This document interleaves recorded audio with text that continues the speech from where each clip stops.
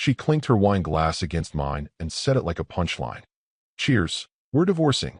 Already posted about it. She smiled so wide I could see the back molar that still had lipstick on it. People at the next table looked over. She didn't care. Hell, she wanted an audience. The wine in her glass was still swirling when I reached into my blazer and pulled out the house keys. I placed them next to her fork like I was handing over a tip.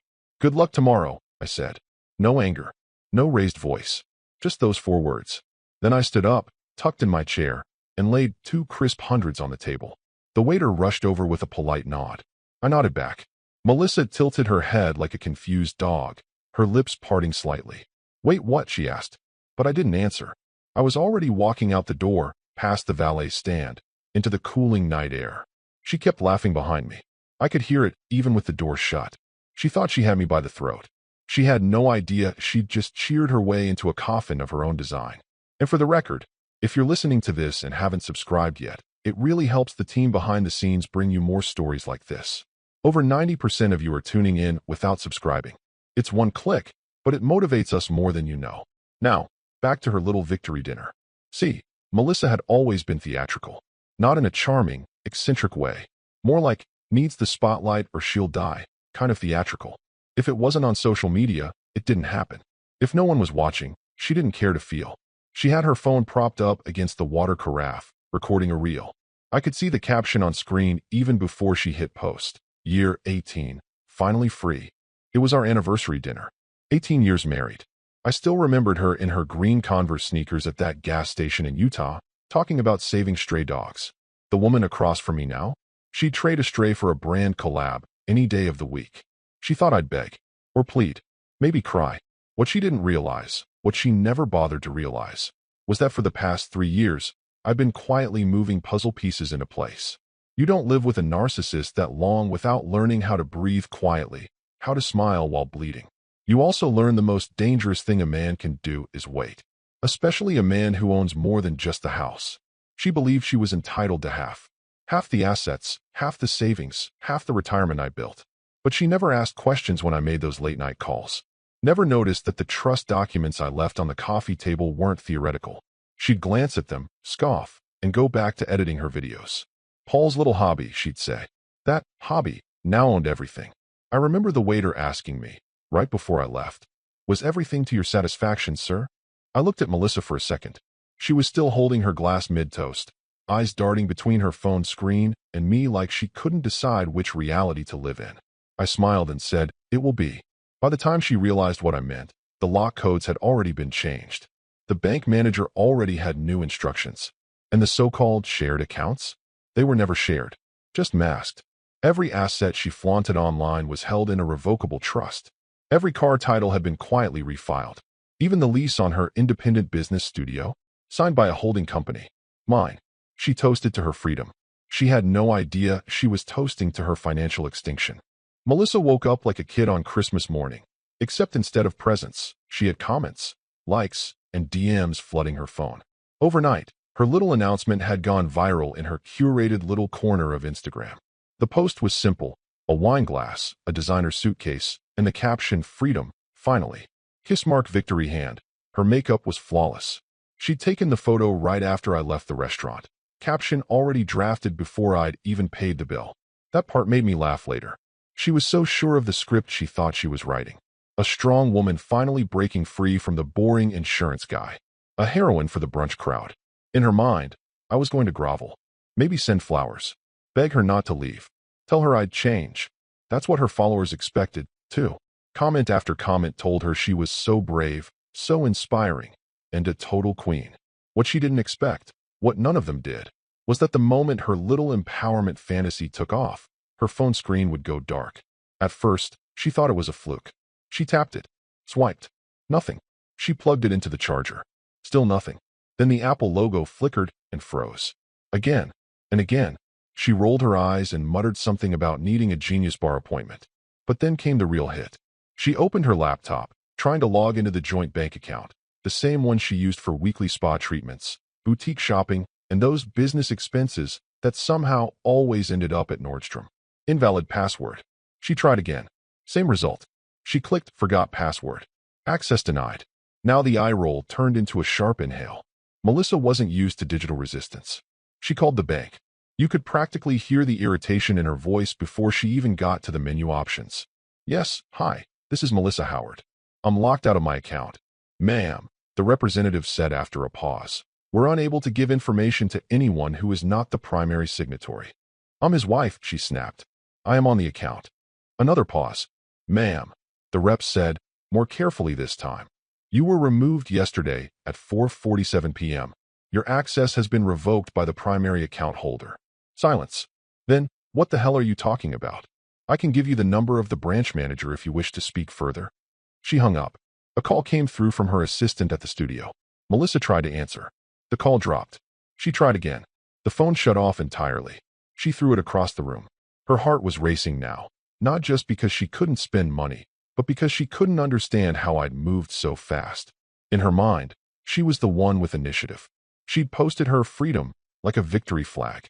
She expected people to comment, "Leave him, sis," and for me to be the one looking lost, confused, and pathetic. Instead, she was locked out of everything. She jumped into her car and drove to the bank.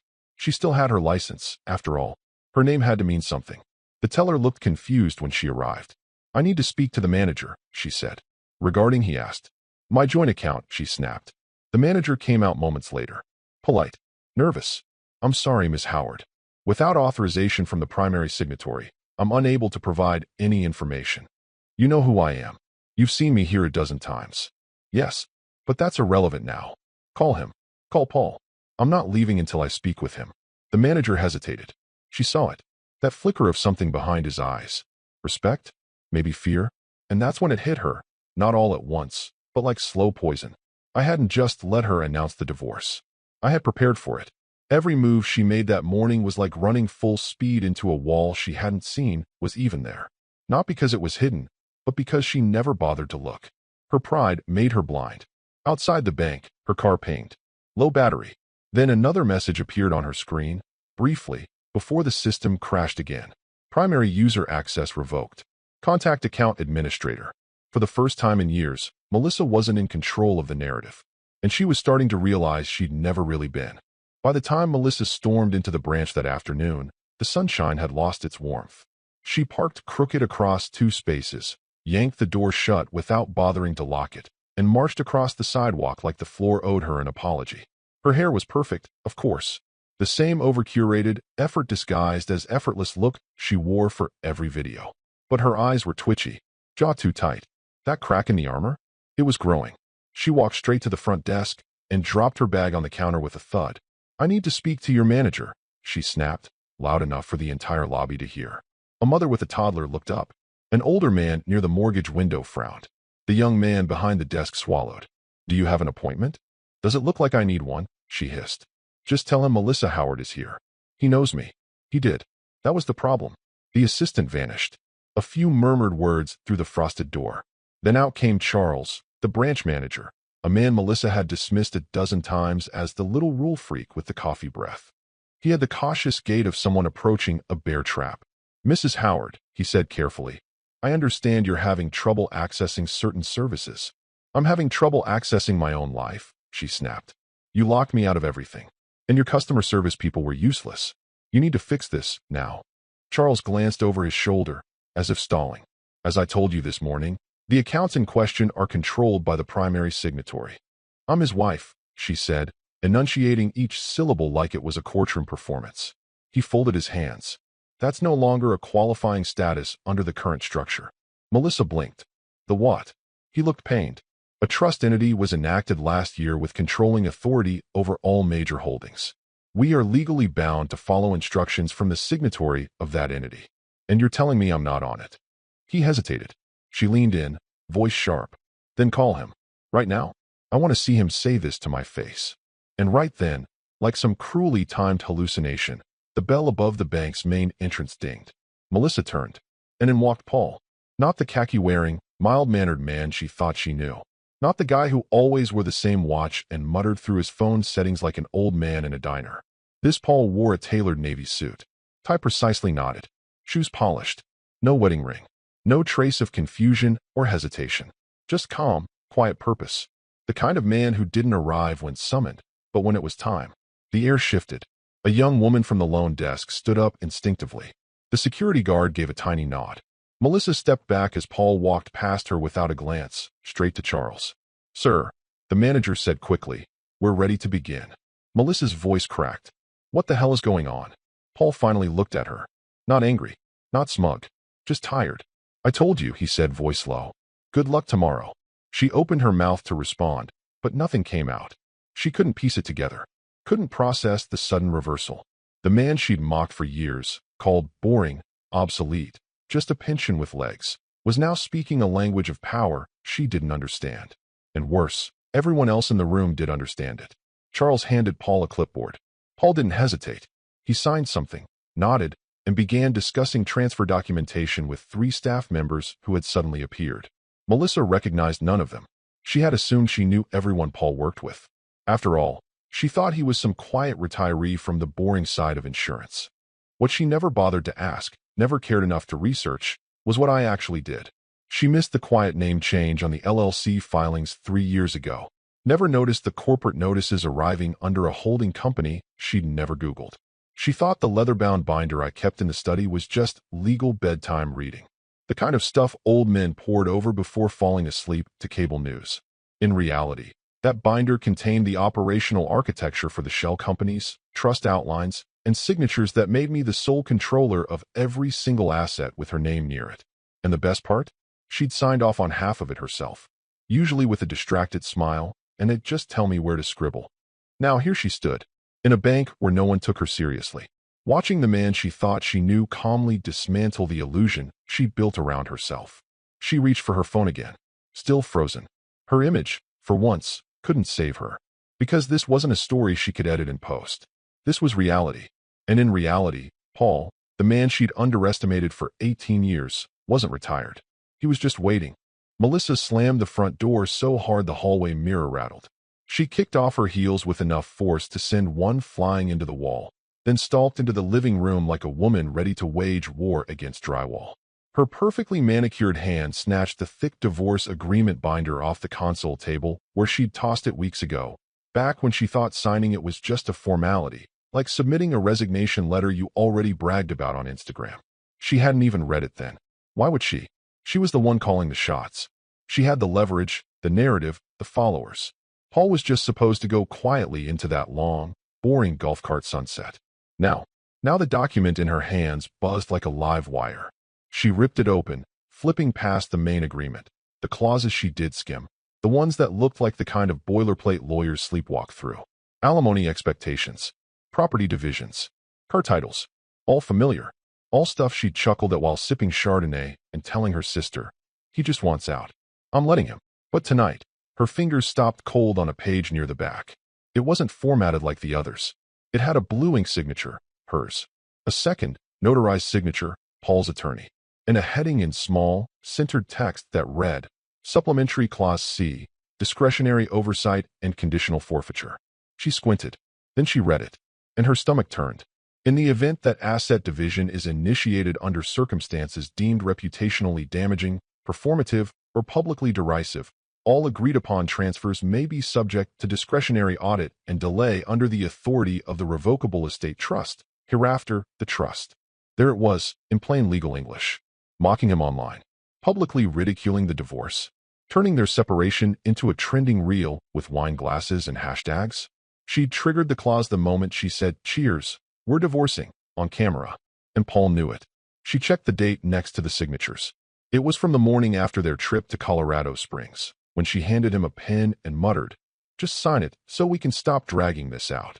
He had looked at her for 3 long seconds, then signed. She had been so smug about it. She told her friends, "He's too old to argue. He just wants to be left alone."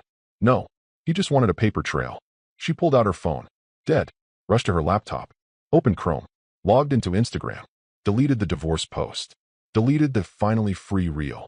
Deleted the video of her friends clinking glasses over "Welcome to Singlehood" cake.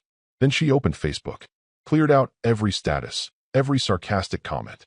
Scrubbed her digital fingerprints like a fugitive at a murder scene. But it was too late. At the bottom of Supplementary Clause C was an addendum. All publicly accessible materials may be submitted as demonstrative evidence to the Trust Council. Retraction does not nullify effect. He had screenshots. She knew he had screenshots. Probably not just his. Probably time-stamped, notarized archive pulls from his lawyer. Paul had always been methodical. She just never respected it. Thought his discipline was a symptom of dullness. Never realized it was armor. Now, every smug caption, every laughing emoji, every passive-aggressive TikTok she made was a blade pointed at her own throat. Her powerful exit? Just Exhibit A. She stumbled to the kitchen, suddenly parched, grabbed a glass from the cabinet, and filled it with water. Her hands trembled. She spilled half of it onto the counter. It wasn't just that she might not get half anymore. The clause opened the door for full reassessment. If the trust decided she'd violated the good faith element, and it was designed to say she had, everything could be paused, reviewed, delayed indefinitely. And discretionary? That meant Paul's legal team held the throttle. She could be locked in limbo for months. Years. No house. No studio. No cars. No retirement drawdowns. Melissa slid down the cabinet to the floor, still clutching the glass. She stared at the tile, her breath shallow. For 18 years, she'd assumed she was the smarter one. The one who understood leverage, manipulation, optics. She forgot one simple truth. You don't measure intelligence by how loud someone is. You measure it by how quietly they prepare while you gloat. Paul didn't argue. He didn't beg. He just drafted Clause C and waited. The next morning, Melissa woke up before sunrise, not because of ambition, but because she'd spent the night clawing through a rabbit hole of her own making. 3 hours of internet searches, 5 hours of paperwork digging, and half a bottle of Syrah later, she sat slumped in a silk robe at the kitchen island, mascara smudged, laptop glowing, hands still shaking. It started with a name, Rowan Sentinel Holdings, LLC. She'd seen it in the trust clause last night, thought it was just some shell Paul's lawyer had cooked up. But when she typed it into the public property search site, there it was. The house, titled under Rowan. The Audi she drove to Pilates every Thursday? Rowan. Even the downtown studio where she ran her luxury home decor consultancy, a space she regularly bragged about owning outright, listed Rowan Sentinel Holdings as the property owner. Her name wasn't on a single deed. She blinked. Scanned again. Still nothing. Rowan Sentinel Holdings had quietly absorbed everything over the course of the last 3 years. All transfers of title with retained usage rights, something Paul once explained at dinner, while she half listened and scrolled through handbag ads. She remembered that night clearly now. She had laughed. Actually laughed. "Oh, is this your little retirement game, Paul?" she teased, sipping wine. "You and your invisible empire." So mysterious. He hadn't responded. Just looked at her, blinked once, and said, "I prefer quiet assets." She'd rolled her eyes. Thought it was cute. The way he obsessed over paperwork, documents, corporate structures. Called it old man Tetris. She never once asked what the firm actually did. Turns out, Rowan Sentinel wasn't just a trust vehicle. It was a holding firm, one Paul had formed with airtight governance. It had its own bylaws, its own advisory board, its own counsel. The paper trail stretched across 3 states and 4 legal jurisdictions. It was legit, and it was absolutely not hers. The only thing Melissa technically owned now was her wardrobe, her unpaid credit card balance, and the tote bag she got as a PR gift from an interior design conference. Everything else had been loaned to her under terms she never read. Terms buried in the updates she waved off whenever Paul emailed her a document with a quick, "Just click to approve." She clicked. Every time. No questions asked. She thought she was giving a nod to some meaningless tax efficiency play. She was signing away the castle one room at a time. The worst part? The revocable trust gave Paul full discretion to retract access to any beneficiary in the event of conflict, misconduct, or, Melissa froze at this line, demonstrated malice or reputational harm. She didn't need a lawyer to translate that. Her posts, her jokes, the wine glass photo, all documented. Last night, the trust had issued an internal notice. She saw the PDF forwarded from an anonymous email. Probably Paul's way of twisting the knife. Beneficiary access revoked, ID, M. Howard. The date was yesterday. Melissa grabbed her phone, which was finally working again after a forced factory reset, and opened her banking app. Declined. She opened her calendar. The day was stacked with client consults, people she had promised luxury redesigns to, most of them based on her old house's aesthetic. She couldn't even get back inside to snap new photos. She sent a frantic email to her assistant. "Pull everything off the site that references the show home. Now." Then another. "Do we still have the renderings from the Dunlap project?" Use those instead. She paused. That project was in Paul's name too. So was the licensing. She had nothing. No anchor. No leverage. Not even a fake narrative left to cling to. She clicked through the public business database again. Rowan Sentinel Holdings had a board listing. 6 names. She recognized none of them. Paul's name wasn't even on there. That's when it really hit her. This wasn't a last-minute act of revenge. This wasn't a panic move from a humiliated husband. This was a strategy executed years in advance. The trust had been growing, absorbing, and filing while she danced in front of phone cameras and planned her public exit. Paul didn't just plan for divorce. He planned to leave nothing behind when she walked away. She got the show. He kept the stage, the rights, the lighting equipment, and the lease on the theater. Melissa stared blankly at her own reflection in the dark screen. All her life, she assumed she was the smartest one in the room. Turns out, the quietest man at the table had been building a fortress while she was bragging about stealing the key. The spa receptionist smiled as Melissa handed over the gleaming platinum card with her signature rose gold manicure. "Let's keep the steam room for an extra hour," she said breezily, flipping her sunglasses up onto her head. She needed this. A deep tissue massage, a facial, maybe a glass of cucumber champagne in the garden lounge. Something to reset her energy, refocus her power, remind herself who the hell she was. Then came the beep. The card terminal blinked red. The machine chirped. "Denied. Sorry, could you try that again?" Melissa said with a laugh too loud to be real. "Probably a chip error." The receptionist tried again. Same result. Melissa leaned in, whispering, "Run it as credit." The woman looked uncomfortable. "It says account restricted." Melissa blinked. "That's the shared account. Run it again."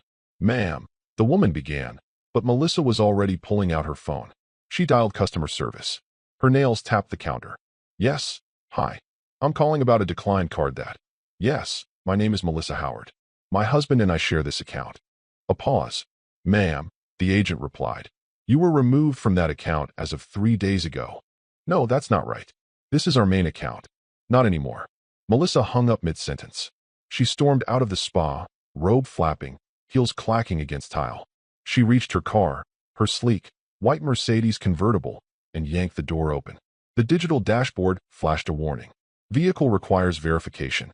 Owner override in place." She tried to start it. Nothing. She slammed the door. "Are you kidding me?" Then she noticed the name on the registration in the glove box. Paul W. Howard. Not hers. Never was. She grabbed her bag and marched 5 blocks to the bank, sweating through her overpriced workout set. When she got there, she slapped her palm on the glass entrance to get someone's attention. Inside, Charles, the manager, spotted her. He came to the door himself. "I need access," she hissed. "All of this, he's freezing everything." He opened the door just enough to speak. "I'm sorry, Miss Howard. I told you. The accounts are under review by the Trust's legal division. Access is frozen until the audit concludes." "What audit?" "It's standard protocol following a clause trigger. You should have been notified by now." "Clause? What clause?" He didn't answer. Just looked at her like a man watching someone drown in a pool they bragged about diving into. She spun and stormed away, dialing Paul's number. Straight to voicemail. Texted, "You can't do this." She paced in front of the florist across the street, jaw clenched, thumbs flying. Another text. "This is financial abuse. I will tell everyone. You look insane." The reply came 30 seconds later. "Did, legally." 3 words. Like a bullet through bone. She gasped, fingers curling around the phone. She tried to call again. Straight to voicemail. Fine, she thought. She'd go home. Her real home. The one she'd designed. Painted. Filmed tours of for her followers. She flagged a rideshare and directed it to the gated neighborhood. The driver glanced at her in the rearview mirror a few times, probably clocking her wild expression and smeared mascara. When she arrived, she stepped out and punched the gate code. Access denied. She tried again. Access denied. She rang the call box. No answer. After 5 full minutes, a neighbor drove in and Melissa slipped through the gate behind them. She reached the front door and grabbed the knob. Locked. She bent down, reached under the flower pot. Gone. No spare key. She circled to the side door near the patio. Locked. She grabbed a stone from the garden edge and seriously considered shattering the window, but something in her paused. Not because she feared consequences. Because for the first time since this spiral began, she realized she didn't even know what she still had. She sat down on the front steps, legs shaking. Inside that house was everything she thought she controlled. Her walk-in closet. Her designer kitchen. Her custom bathtub, her fake ferns, her curated lighting, her lifestyle. But the locks were changed. The ownership was changed. And she was just another woman sitting on someone else's porch, begging to be let back into a dream she didn't build. She stared at the door. The door didn't move. And neither did Paul. He didn't answer, didn't argue, didn't shout. He just removed her, one system at a time. Not out of malice, but with the same quiet precision she used to curate her fake perfect life. The erasure wasn't emotional. It was systematic. She'd become a ghost in her own story, and she was only now realizing it had never really been hers to begin with. Melissa had just finished her third espresso of the morning. Though finished, meant spilling most of it down her wrist during a frenzied attempt to access yet another locked platform, when her divorce attorney, Nolan, stormed into her condo uninvited. She hadn't seen him this flustered since he fumbled the settlement for her previous business partnership, the one she swore she'd recover from by marrying better next time. His tie was crooked, his face pale. He dropped his leather briefcase onto her marble island like it owed him money. "You didn't tell me about the trust," he barked. She blinked, stunned by his tone. "Excuse me." He pulled out a manila folder, slapped it on the counter, and leaned over it like a man presenting a murder weapon. "Or the post-nup he filed 2 years ago." Melissa's mouth fell open. "What post-nup?" Nolan opened the folder with the sort of aggressive precision normally reserved for courtroom theatrics. Inside was a high-resolution scan of a contract, complete with notary seal, attorney countersignature, and her own loopy, performative signature at the bottom, adorned with a little heart over the I in Melissa. She stared at it like it was a forged document. Some kind of joke. "I've never seen this," she said, though the sentence sounded weak even to her. "You signed it," Nolan snapped. "Right after that trip to Sedona. 2 years ago." "That's impossible," she said, hands already shaking. "I would have remembered." "You didn't read it," he cut in. "He sent it via DocuSign under the subject line, Household Financial Updates. You clicked it, signed it. You were in the spa. I checked the timestamp. 5 minutes after you posted a boomerang from that cliffside mud bath." Melissa's lips parted. Her heart pounded. Suddenly she did remember. That day, the lavender robe. Her second mimosa. Paul had texted her something like, "Need this signed before Friday." She was annoyed. She was oily from a sea salt wrap. She wanted to go back to scrolling through throw pillow samples for the studio's rebrand. So she signed. Never looked. Never asked. Nolan tapped the document. "This voids every community property claim. Everything." Her voice cracked. "That can't be legal." "Oh, it's legal," he replied, pulling out another page. "Because your signature is here. And here. And again here, initialed. The notary stamp? Done remotely. Approved by your existing estate lawyer, whose retainer you terminated last year because you didn't like her tone." Melissa grabbed the page, skimming it with blurry eyes. It was all there. Cold. Clinical. Clean. Clause 4.1. In the event of separation or divorce, any property titled under a trust or corporate entity will remain the sole legal asset of the designated holder. Clause 4.3. Spouse acknowledges and accepts that no claim may be made against the above entities in any future action. Clause 4.7. The agreement supersedes any previous assumption of shared asset rights under local marital property laws. She looked up at Nolan, barely breathing. "Why didn't you catch this?" she asked, voice thin. "I can't catch documents you never told me existed," he shot back. "Do you even know how many of your assets were held under trust at the time of your signature?" She didn't. Of course she didn't. Paul had been managing things. She'd been filming Get Ready With Me videos in silk pajamas. The legal side of their marriage was always his job. She was the face. He was the spine. She assumed the spine didn't matter when you were pretty enough. "You've been operating under the assumption you'd get half," Nolan continued. "Half the house, half the cars, at least partial equity from the studio lease. But guess what? You don't own the studio. You don't own the cars. You don't even own the website domain your design brand runs on. That's registered under one of his holding firms, and the admin email is his attorney's." Melissa gripped the edge of the counter. "Fix it," she said quietly. "I can't fix it," he said, throwing his hands up. This wasn't some careless misstep. This was a full legal trap. You walked into it in a cloud of eucalyptus steam and signed the doors shut behind you. She dropped onto a bar stool, staring at the folder like it might catch fire. 2 years ago. That was back when she still thought Paul was harmless. A little boring. A little gray around the edges. She used to call him the human retirement plan. Said it behind his back at brunch. Thought she was so clever. But while she was laughing with friends over overpriced eggs Benedict, he was locking down the perimeter of their empire, brick by brick. Now she was the one trapped inside it. No weapons, no map, and worst of all, she'd built the cage herself, with a single, careless click. The call came in just after noon. Melissa was sitting on the floor of her studio, surrounded by fabric swatches and overpriced candles she used for staging. A cappuccino sat untouched beside her, the foam slowly collapsing like the rest of her week. She answered on the second ring, forcing a smile into her voice the way she always did. "Hi, Janice." Silence. Then, "Melissa, we're pulling out." The words landed like a slap. "Wait, what?" "We're canceling the Newton remodel. Effective immediately." Melissa blinked, stunned. "That's a 6-month project. You signed a design agreement. We're in phase 2. The tiles already." Janice cut her off. "We've spoken to legal. There's an exit clause." Melissa stood slowly, gripping the edge of the desk. "Why?" Another pause. Then came the real blow. "There's chatter," Janice said carefully. "Online. People saying you misrepresented ownership of the design space.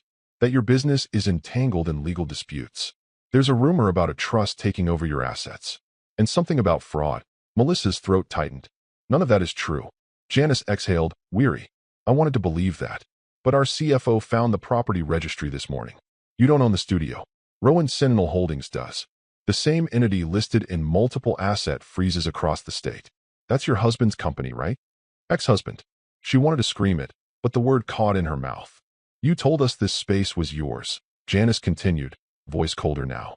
"You said you bought it outright. That it was your creative home." "It is," Melissa insisted. "I run it." "You run it," Janice repeated. "But you don't own it. There's a difference. And we can't risk being dragged into someone else's collapse." The line went dead. Melissa stared at her phone for a long time before letting it slide from her hand onto the rug. Collapse wasn't a metaphor anymore. It was happening. By 3 p.m., 3 more clients had postponed their projects indefinitely. One had already submitted a PayPal claim demanding a refund for an in-progress mood board. Another asked her assistant if Melissa was currently being investigated. The whispers in the design community spread fast, faster than any marketing campaign she ever ran. She lied about owning the property. She's being sued for fraud. She's broke. Worse than broke, exposed. People didn't want trendsetters with lawsuits. They wanted clean aesthetics, inspiring captions, and the illusion of success. Melissa no longer fit the brand. She pulled up the lease agreement on her iPad, prepared to cancel before things got worse. Before someone sued her. Before this whole thing became a spectacle. The document was sleek, PDF signed, and labeled Property Occupancy and Branding Agreement, Studio 4A. She scrolled to the signature page. There it was. Landlord, Rowan Sentinel Holdings, LLC. Tenant, Melissa Howard, occupancy license only. She stared. License only. No lease. No rental rights. No tenant protections. She hadn't noticed before. Paul had handled it all, back when she said, "I don't do paperwork. Just make it nice and simple for me." He had. Too simple. She scrolled further. Clause 8. Licensor retains the right to revoke occupancy at will with 15 days notice should the licensee be found in breach of reputational conduct standards outlined in Section 6. She clicked Section 6. One line stood out in bold. Licensee shall not engage in public conduct that damages the professional reputation of the licensor or associated entities. Every post, every video, every snide caption with Paul's name veiled in sarcasm suddenly lit up in her memory like a minefield. This wasn't just a clause. It was a tripwire. She tried calling the trust's legal office. A woman answered in a monotone voice. "Yes, Miss Howard, your access license is scheduled to be revoked within 10 business days. You'll receive official notice by courier. I recommend beginning the relocation process." Melissa laughed. Or maybe choked. It was hard to tell. "Relocate to where?" "That's outside our purview," the voice said. "We only administer property rights." And just like that, the studio was gone. Not in fire. Not in scandal. In silence. She stood in the center of her empire, the space she'd posted, filmed, and bragged about for years. The place she called her sanctuary. It no longer belonged to her. It never had. The photos on her website? Staged in a space that wasn't hers. The brand she sold? Built on rights she didn't read. The empire she flaunted? Constructed on borrowed land, and the owner just called it in. Melissa sank onto the velvet couch under the gold-framed print that read Manifested. The irony almost made her laugh again. Almost. Melissa was curled up in her mother's guest bed, knees tucked under a throw blanket that smelled like lavender and age. Her once flawless nails were chipped, her phone on its last 6% battery. For 2 days, she'd been living like a fugitive in her own life. Crashing at the condo she once called a backup plan, surrounded by floral wallpaper and porcelain angels that made her itch. Her mother had gone silent, tired of the drama, tired of the legal this, trust that, tired of the daughter who once walked with her nose in the air but now paced the kitchen like a raccoon on Adderall. When the phone lit up, she almost didn't answer. Restricted number. She hesitated. Swiped. Hello. Ms. Howard, a clipped voice said. This is Rena Keller, property management for the Edgehill Senior Complex. I'm calling regarding Unit 3B, the condo listed under your mother's name. Melissa sat up straight. What about it? We've received instructions from Rowan Sentinel Holdings regarding the lien on the property. They're moving forward with reassignment. I don't understand. That place is my mother's. What does Paul have to do with that? Another pause. The original down payment was issued through a discretionary trust associated with Mr. Paul Howard. The lien was registered accordingly. We've received documents authorizing its transfer. Melissa's throat tightened. Transfer to what? To the holding firm. Effective immediately, utility coverage has been suspended. Water and electric will be discontinued within 5 business days unless alternate arrangements are made. You can't do that. You can't just freeze us out. My mother is, she's. Ms. Howard, I recommend securing alternate housing within the 30-day notice period. This isn't personal. It's a financial reassignment. Melissa gripped the edge of the bed, her voice trembling. You're making me homeless. I'm simply following legal protocol. The call ended before she could respond. She sat there, mouth open, disbelief flickering into something far darker. She went to text Paul, fingers stabbing at the screen. Me? You sick bastard. This is my mother's home. SHE has nothing to do with this. Nothing came back. Not for hours. Not until dusk painted the walls in blue-gray shadows, and her reflection in the hallway mirror looked like a woman who hadn't slept in a month. Then, ping. A message. From Paul. Just one. I gave you the keys. You turned them into weapons. I just took them back. Her thumb hovered above the screen. She wanted to scream, to throw the phone into the drywall, to storm into whatever office he was hiding in and demand to know how he could be this cold. She wanted to say it wasn't fair, that he was being vindictive, cruel, punishing her for things she didn't mean. But what could she say that didn't echo with hypocrisy? She'd celebrated the divorce before it was even real. She turned it into a performance. Turned him into a punchline. She'd made memes, reels, group chats mocking the old man still stuck in analog. And now the old man had outplayed her in the one language that never went out of style, legal infrastructure. She'd lived in luxury built on his silence. Assumed silence meant weakness. Assumed kindness meant blindness. Assumed she'd be the one walking away with the bags and the narrative. Now, all she had were headlines in her own mind. Designer evicted. Divorce queen loses studio, condo, and control. She stood in the kitchen of her mother's condo, where a single light bulb flickered like it was already preparing to go dark. No spa day would fix this. No client to pivot to. No platform left to spin her side of the story. She opened the fridge, empty. She opened the freezer, just her mother's frozen peas and a tray of old ice. She grabbed the bottle of white wine from the counter, half gone, warm, and bitter, and poured it into a mug. Sat down on the floor, pulled the blanket tight. In her ears, the silence screamed. She had run the show for so long. Now she couldn't even keep the lights on. The bank's floor-to-ceiling windows cast long shadows across the polished tile as Melissa stood at the front desk, disheveled and trembling. Her designer scarf was twisted unevenly around her neck. Mascara streaked down both cheeks, and the heels she once wore like armor now clicked like desperation. She wasn't a woman walking in with purpose. She was someone hoping the building wouldn't notice her shame. I need to speak with Paul Howard, she said, voice cracking halfway through. Please. I'm here to settle.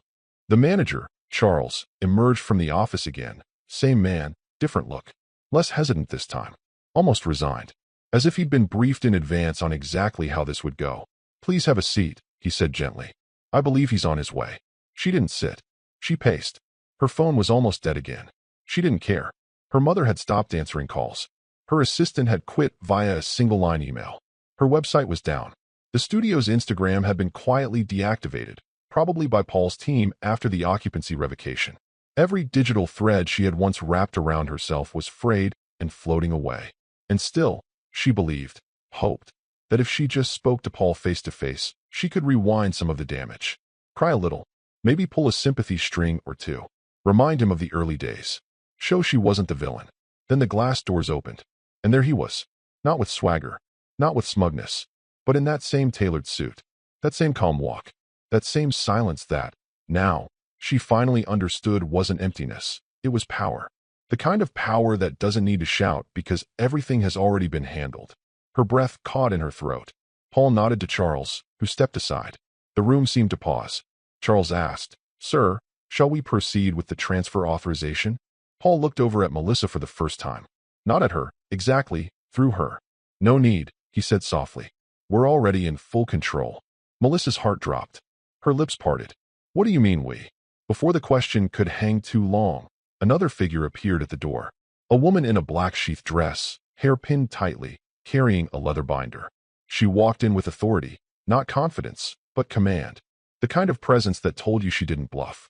She had no need. She stopped beside Paul, opened the binder, and spoke.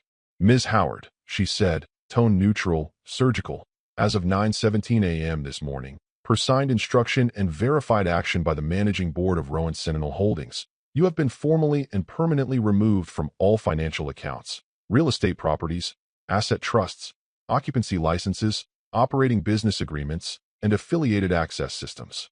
Melissa felt her knees weaken. The woman continued, unaffected. "All passwords, authorizations, proxies, and platform credentials have been revoked. Additionally, a notice has been sent to your credit partners to suspend pending transactions tied to legacy accounts you formerly accessed. You are no longer a beneficiary, signatory, or affiliated party to any of Mr. Howard's holdings." The words were clean, clinical. Melissa gripped the marble edge of the counter like it was the only thing keeping her upright. You can't do this," she whispered. "You can't just erase me." Paul didn't answer. The attorney simply closed her binder and nodded once to the manager, then to Paul. And that was it. Melissa looked at Paul, trying to find anything in his face. Pity, rage, regret. Nothing. Just the quiet man she once dismissed, once underestimated, once mocked over dinner while filming a TikTok about men who confuse money with control. Turns out, she'd misunderstood everything. Paul didn't confuse money with control. He understood it. And while she had spent months creating a narrative, likes, posts, hashtags, champagne toasts, he had spent years building a system. One that could withstand her ego. One that waited. Silently. And then, when she lit the match, quietly watched her burn the bridge she assumed was hers. No raised voice. No vengeance speech. Just procedure. Final. Unyielding. She stood in the middle of the branch, customers walking around her, the buzz of office phones and quiet conversations all bleeding together into a muffled drone. Paul turned and walked toward the door. Melissa took a step after him, reaching, not even knowing why. He didn't look back. Not once. And that, more than anything, told her it was over. Not the marriage. Not the money. Not the life. Her. She was gone. And he'd already deleted the backup.